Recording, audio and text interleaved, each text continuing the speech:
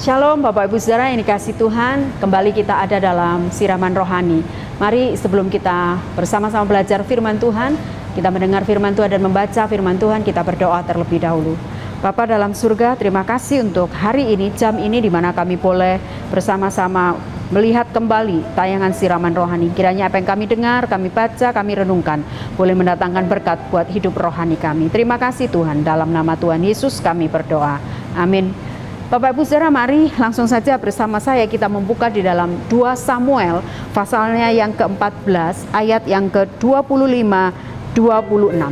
Kita mau lihat ada satu tokoh yang mungkin kita tidak terlalu banyak mengupasnya, tapi saya ingin kita melihat ada dua tokoh sebenarnya ya, karena ini anak bapak jadi tidak bisa dilepaskan menurut saya. Kita bicara tentang Daud dan juga anaknya Absalom.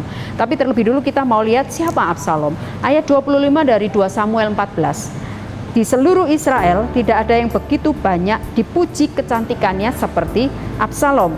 Dari telapak kakinya sampai ujung kepalanya tidak ada cacat padanya. Apabila ia mencukur rambutnya, 26, pada akhir tiap-tiap tahun ia mencukurnya karena menjadi terlalu berat baginya, maka ditimbangnya rambutnya itu 200 shikal beratnya menurut batu timbangan raja. Bapak Ibu, menarik ya ketika saya juga belajar tentang sisi istimewanya Absalom ini menurut saya. Yang pertama adalah bahwa dikatakan dalam ayat 25 yang tadi kita baca, di seluruh Israel saat itu tidak ada orang yang setampan begitu ya, yang perfect gitu ya secara performance kecuali Absalom. Karena firman Tuhan udah bilang, yang bilang firman Tuhan ya Bapak Ibu, bahwa Absalom itu dari ujung kaki, dari telapak kakinya sampai ujung kepalanya tidak ada cacat padanya. Sempurna untuk ukuran seorang pria yang bernama Absalom waktu itu di Israel. Dan dikatakan juga oleh firman Tuhan, jadi poin yang mau saya bilang adalah yang pertama kita lihat sisi istimewanya Absalom. Yang pertama adalah dia paling top lah soal bicara tentang ketampanannya. Yang kedua, karena tadi juga dibilang tidak ada cacat padanya, ia mencukur rambutnya. Jadi dia dikatakan bahwa tiap-tiap akhir tahun dia selalu mencukur rambutnya karena mungkin rambutnya cukup lebat dan juga cukup panjang, cepat panjang dan lain sebagainya. Pokoknya secara perform, secara fisik tidak ada nilai kurangnya dari seorang Absalom. Tapi jangan lupa juga di dalam 2 Samuel 15 ayatnya yang ke-6 kita melihat sisi yang lain dari seorang Absalom. Selain secara performa, dia adalah orang yang tampan dan secara fisik tidak ada cacatnya dan lain sebagainya. Tapi di dalam 2 Samuel 15 ayat 6 ada sesuatu di sana. Cara yang demikianlah diperbuat Absalom kepada semua orang Israel yang mau masuk menghadap untuk diadili perkaranya oleh raja. Dan demikianlah Absalom mencuri hati orang-orang Israel. Jadi selain sisi ketampanan secara fisik, Absalom memiliki sesuatu yang berbeda. Kalau secara fisik dia hampir sempurna, mendekat bahkan dibilang sempurna karena tidak ada cacat padanya. Cuman secara karakter dia memiliki sesuatu yang lain. Dikatakan oleh firman Tuhan kalau nanti Bapak Ibu Saudara baca dalam pasal 15, Absalom itu anak dari Daud. Tapi Absalom mempunyai ambisi yang begitu besar. Ambisi sepanjang itu positif, itu tidak masalah. Cuman persoalannya di sini adalah kita tahu bahwa Absalom itu punya ambisius untuk menggeser Daud menjadi raja dan menggantikan Daud menjadi raja. Maka dengan segala daya upaya dia berusaha untuk bagaimana caranya dia bisa singkirkan Raja Daud yang notabene adalah ayahnya sendiri. Maka kemudian ada berbagai macam cara. Salah satu cara yang dibuatnya adalah yang tadi ayat ke-6. Jadi dia selalu tiap hari ketika orang mau masuk untuk diadili oleh raja, perkaranya oleh raja, dia menemui untuk apa? Untuk mencuri hati orang-orang itu.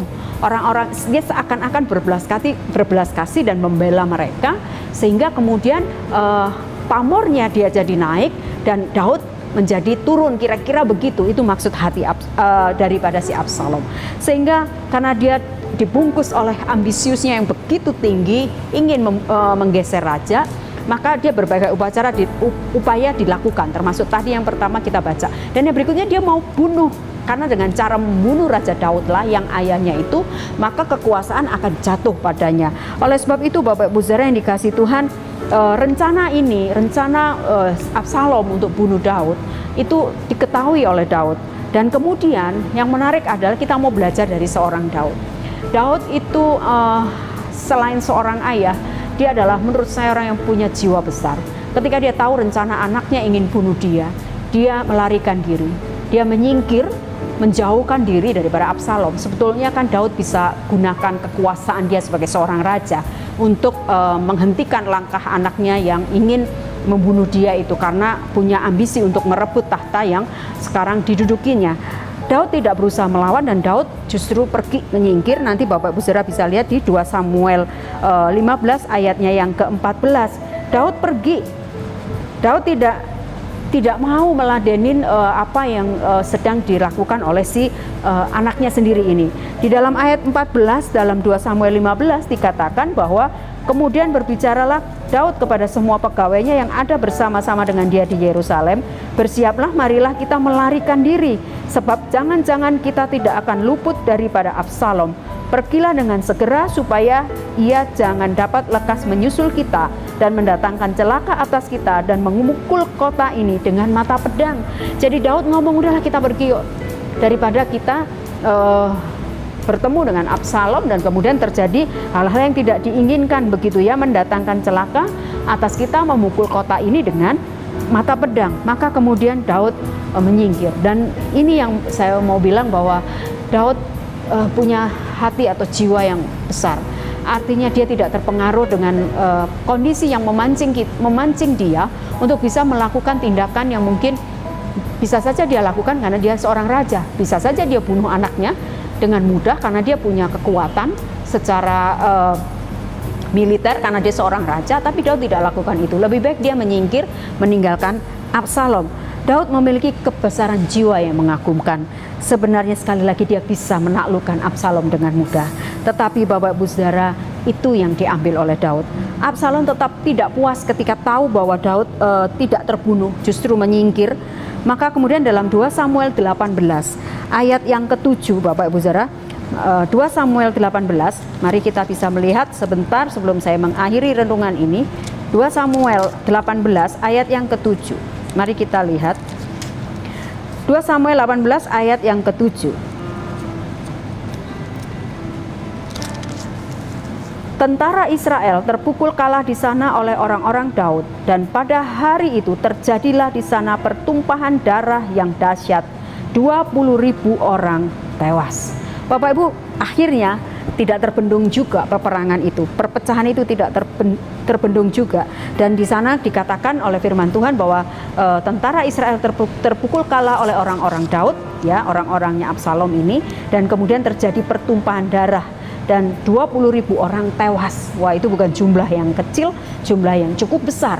Tetapi Bapak Ibu Saudara yang dikasihi Tuhan, respon Daud ketika melihat hal itu dalam 2 Samuel 18 ayat yang ke-33. Sekali lagi Bapak Ibu Saudara, kita belajar dari kebesaran jiwa seorang Daud. 33 berkata demikian, maka terkejutlah raja, dengan sedih ia naik ke anjung pintu gerbang lalu menangis, dan beginilah perkataannya sambil berjalan, anakku Absalom, anakku. Anakku Absalom, katanya ya. Dia ulang-ulang nama anaknya.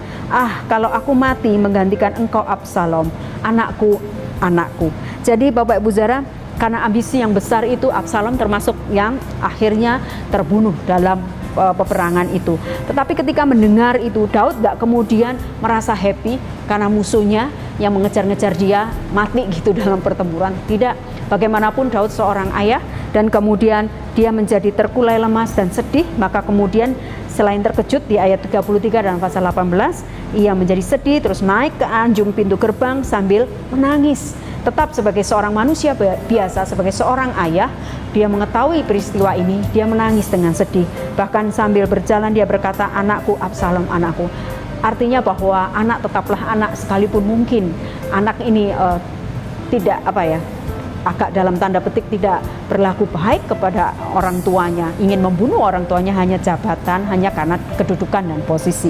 Tapi Bapak Ibu Saudara yang dikasihi Tuhan, mari kita belajar dari seorang Daud yang saya selalu kagum dengan tokoh ini. Punya kebesaran jiwa yang luar biasa, punya hati yang pemaaf yang luar biasa. Dan ini nggak gampang Bapak Ibu. Kalau kita diperhadapkan pada situasi seperti Daud, maka kita tentu akan mengambil langkah peperangan saja, atau menangkap saja, atau melakukan apa saja sementara kita punya kekuatan dan kedudukan. Tapi Daud tidak lakukan itu.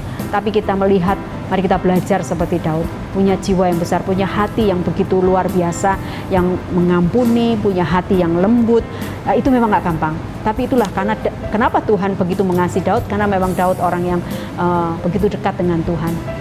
Daud itu begitu mengasihi Tuhan dengan sungguh-sungguh, sekalipun ada banyak persoalan menghampiri hidupnya, apapun bentuknya, Daud tidak pernah melepaskan Tuhan dari hidupnya. Maka dia memiliki spiritual yang seperti itu. Mari kita belajar dari Daud siang ini, saat ini, kapanpun jamnya Bapak Ibu Saudara sedang menonton tayangan ini, kita belajar seperti Daud. Tidak mudah, apalagi yang mengejar-ngejar kita, apalagi yang ingin menghancurkan kita adalah orang terdekat kita. Tapi kita belajar dari Daud. Sekali lagi belajar punya jiwa yang besar seperti Daud, dan itu butuh proses yang panjang dan butuh hidup yang dekat tentunya dengan Tuhan. Karena kalau bukan Tuhan yang menguasai hati Daud, saya kira mungkin Daud juga bisa secara manusia melakukan menurut kemauannya. Kiranya Tuhan memberkati kita saat ini. Mari kita berdoa. Bapa dalam surga, terima kasih kami boleh mendengar tokoh Daud yang luar biasa, punya jiwa yang begitu besar, jiwa yang memaafkan dan mengampuni dan selalu bijak dalam seluruh keputusan-keputusannya. Oh, terima kasih karena Daud hidupnya bergaul erat dengan Engkau Tuhan. Maka Engkaulah yang kami yakini menuntun hidupnya.